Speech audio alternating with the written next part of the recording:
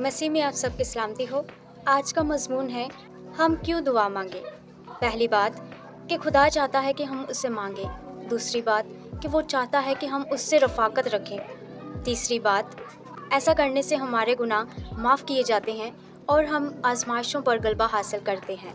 चौथी बात, ऐसा करने से हमारी रूहानी ज़िंदगी बरकरार रहती है। पांचवी बात, इससे हमारी ज़रूरियात मुहैया होती हैं। छठी बात, खुदा की कुदरत दुआ के वसीला कार फरमा होती है। आज हम इन 6 बातों के मुतालिक सीखेंगे कि हमें दुआ क्यों मांगनी चाहिए, क्योंकि खुदा चाहता है। पहली बात हम सीखेंगे, खुदा हुक्म देता है कि हम उससे दुआ मांगे।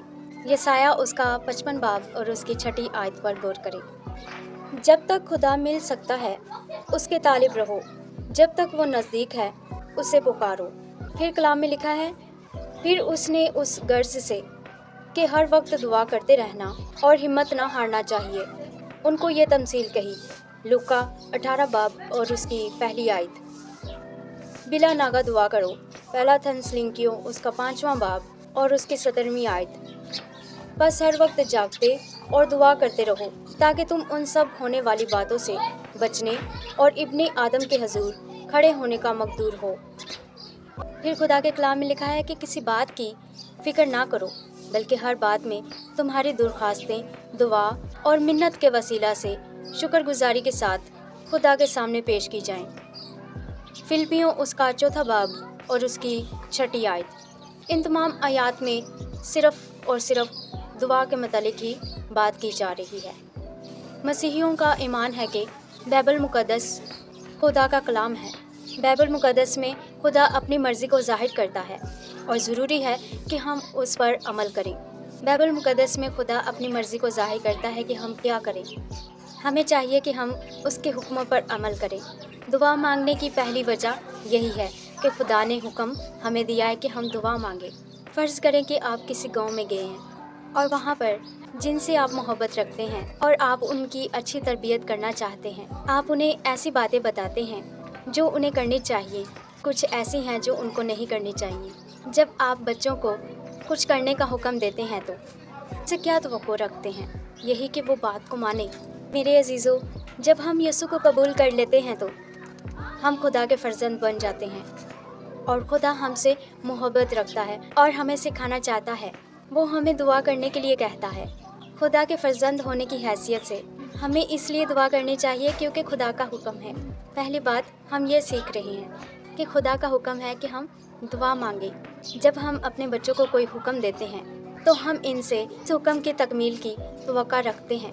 बाज़ औक़ात तो वो समझ जाते हैं कि हमने उनको किसी काम के करने का हुक्म क्यों दिया है, लेकिन बाज़ औक़ात वो इस बात को नहीं समझ पाते। इसके बावजूद हम ये चाहते हैं कि वो हमारी बात को माने। खुदा के फर्जंद होने की हैसियत से अगर हम ये ना समझते हों कि हमें दुआ करने के लिए क्यों कहा गया है, तो फिर भी हमें दुआ करनी चाहिए क्योंकि खुदा का हुक्म है। वो बाइबल मुक़द्दस में दुआ के मतलब बहुत सी वजूहात बयान करता है। जब हम अपने बच्चों को हुक्म देते हैं तो बाज़ औक़ात ये हुक्म उनके लिए फ़ायदेमंद होता है, बाज़ औक़ात ये हमारे फ़ायदे के लिए होता है। क्या आपके ख्याल में खुदा को हमसे कोई फ़ायदा है? जी नहीं। याद रखें कि खुदा ने इंसान को अपनी शबीह पर, अपनी सूरत पर बनाया। ये हम पहले भी सीख चुके हैं कि खुदा बागे अदन में आकर इंसान से बातें किया करता था। इससे हम क्या सीखते हैं? क्या ये नहीं कि खुदा इंसान से बातें करना चाहता था कि कोई हो जो उसकी शबीह पर हो, जिससे वो बातें करे। अब हमें इससे एक और वजह मालूम हो गई कि हमें दुआ क्यों करनी चाहिए, हमें दुआ क्यों मांगनी चाहिए। अगर खुदा ये चाहता है कि हम उसके साथ रफ़ाकत रख सकें, अगर हम दुआ नहीं मांगेंगे तो इससे खुदा को क्या एहसास होगा? खुदा को बहुत बुरा महसूस होगा।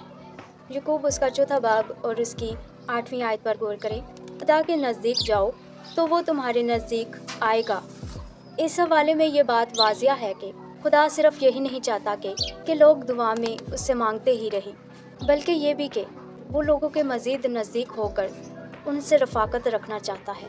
अमाल उसका 17वां बाब 25वीं आयत। ना किसी चीज़ का मोहताज होकर आदमियों के हाथों से खिदमत लेता है, क्योंकि वो तो खुद सबको ज़िंदगी और सांस और सब कुछ देता है। इस आयत के मुताबिक क्या खुदा किसी चीज़ का मोहताज है? बेशक नहीं।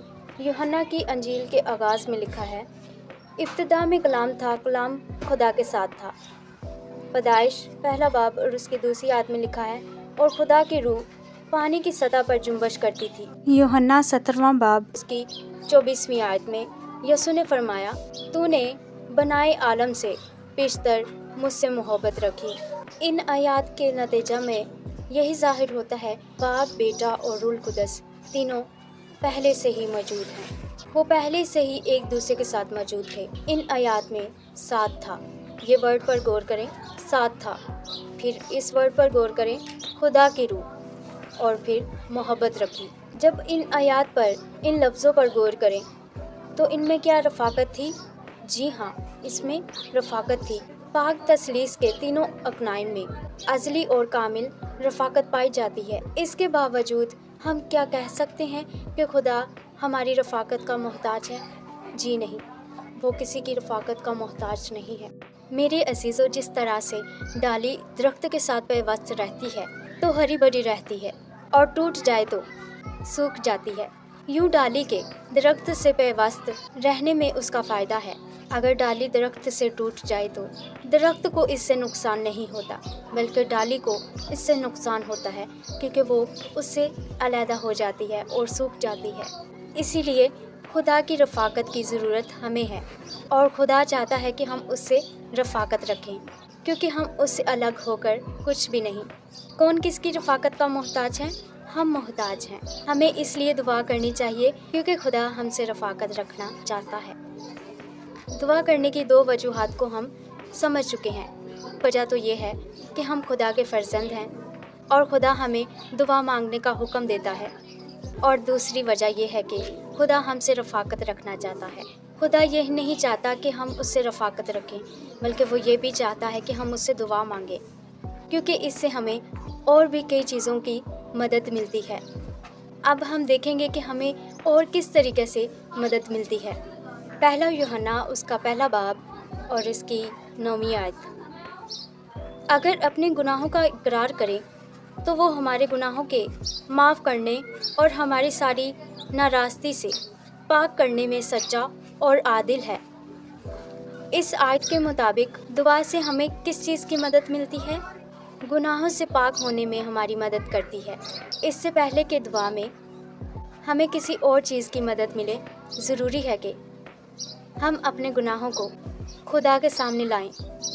हमें इस बात का ज़रूर ख्याल रखना चाहिए, गुनहगार होने की वजह से हम उसकी नज़र में रास्त नहीं, इसलिए हमें दरख्वास्त करने की ज़रूरत है कि वो हमको रास्त बनाए। खुदा नहीं चाहता कि हम लगातार गुनाह करते रहें और वो मुसलसल हमें माफ़ करता रहे। उसकी ख्वाहिश है कि गुनाहों पर गलबा पाने में हमारी मदद करे। क्या आपको याद है कि यीशु मसीह ने अपने शागिर्दों से जुदा होने से पहले उनके लिए कैसी दुआ की थी? मैं ये दरख्वास्त नहीं करता कि तू उन्हें दुनिया से उठा ले, बल्कि ये कि इस शरीर से उनकी हिफाजत कर। यूहन्ना उसका 17वां बाब और उसकी 15वीं आयत। कुछ देर के बाद उसने अपने शागिर्दों से कहा, जागो और दुआ करो ताकि आजमाइश में ना पड़ो। मत्ती उसका 26वां बाब और उसकी 41वीं आयत। बस हम इस नतीजे पर पहुंच सकते हैं कि खुदा हमारे गुनाहों में दो तरह से मदद करता है। जब हम अपने गुनाहों का इकरार करते हैं, वो हमारे गुनाहों को माफ़ करता है और आजमाइश में गिरने और गुनाह पर गलबा हासिल करने की मदद देता है, और गुनाह करते रहने से बचने में हमारी मदद करता है। हमें क्यों दुआ करनी चाहिए? क्योंकि इस तरह से हमारे गुनाह माफ़ किए जाते हैं। आमीन।